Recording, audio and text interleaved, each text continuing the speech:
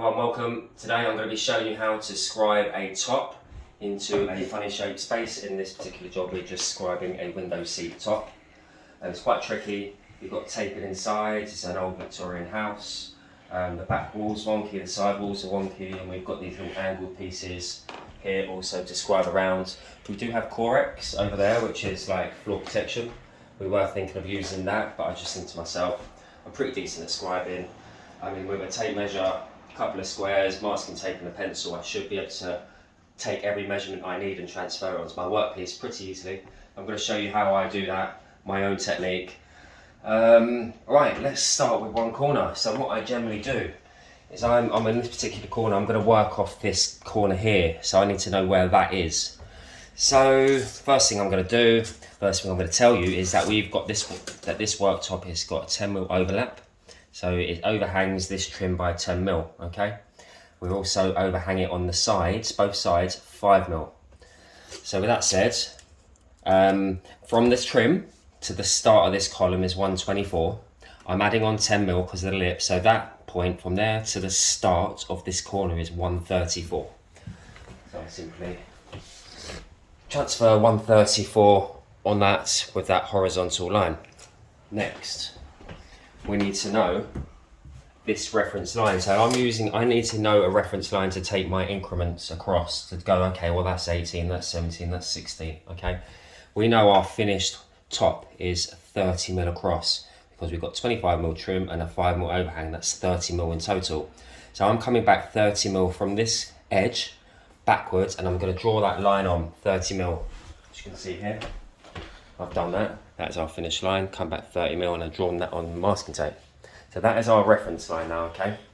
So now we've got that 30mm line, we can just take our increments and I'm simply going to measure from that corner to the start of the window seat, which is 18mm.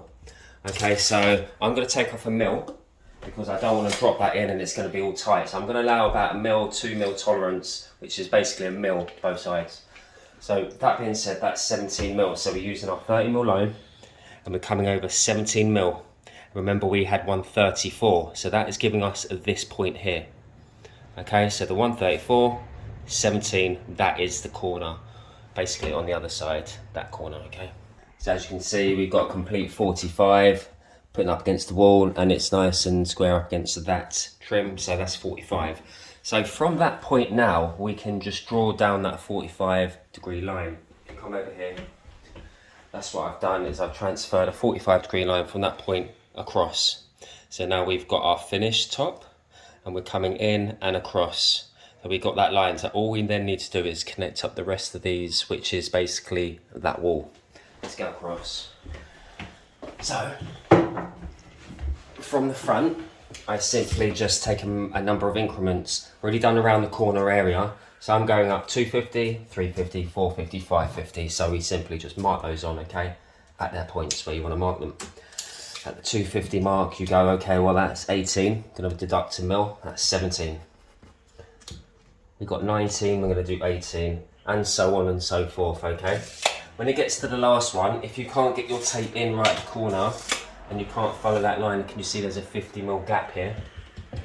We simply want to do the overall length first. So remember when it curves in at the back, you know, the old plasterwork, just get a square and see where the square sits up against the wall without any gaps. And I'm going about here, okay, to give me a correct reading on a flat, okay?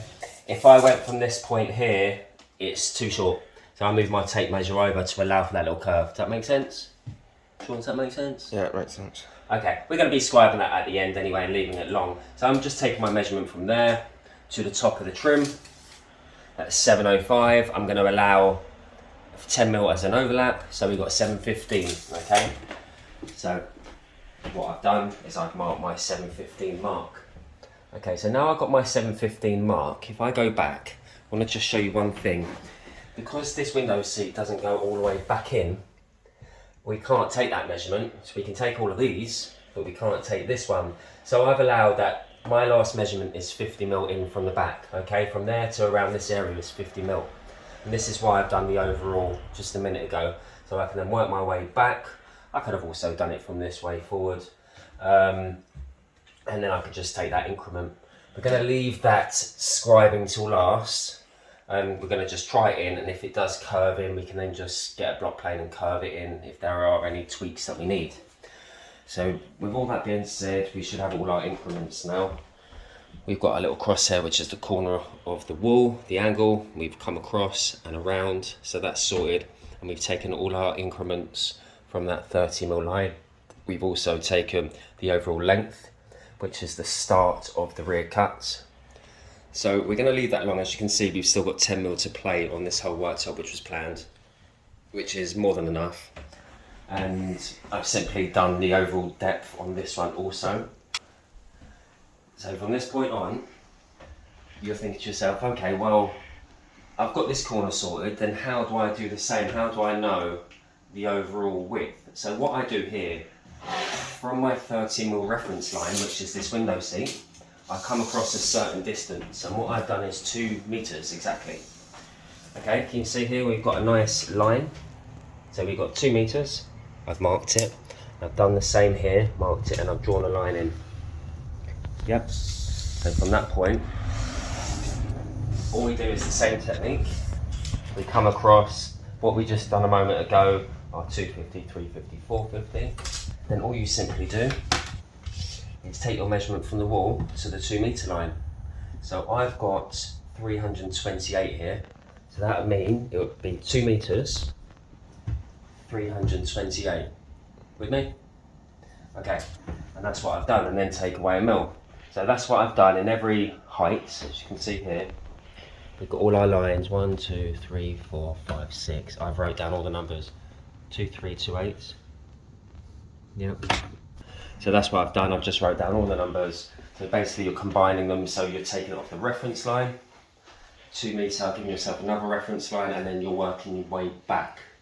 So then all we simply do is come off our reference line, which is here, come across 2 meters, 328, which is here. Do the same again in every increment. There's 1, 2, 3, 4, and that effectively gives you that line, that contour, and gives you the overall length of the entire unit also. For that corner, I simply did the same. I just worked back from the front of the trim, allowing the 10mm. So from that point, plus the 10mm to this corner is 125, as you can see I've written it down.